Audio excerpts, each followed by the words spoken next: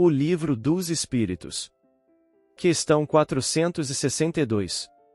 462. É sempre de dentro de si mesmos que os homens inteligentes e de gênio tiram suas ideias.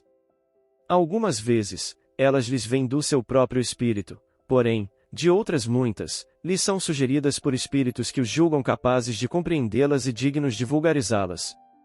Quando tais homens não as acham em si mesmos, apelam para a inspiração. Fazem assim, sem o suspeitarem, uma verdadeira evocação. Se fora útil que pudéssemos distinguir claramente os nossos pensamentos próprios dos que nos são sugeridos, Deus nos houvera proporcionado os meios de o conseguirmos, como nos concedeu o de diferenciarmos o dia da noite. Quando uma coisa se conserva imprecisa, é que convém assim aconteça.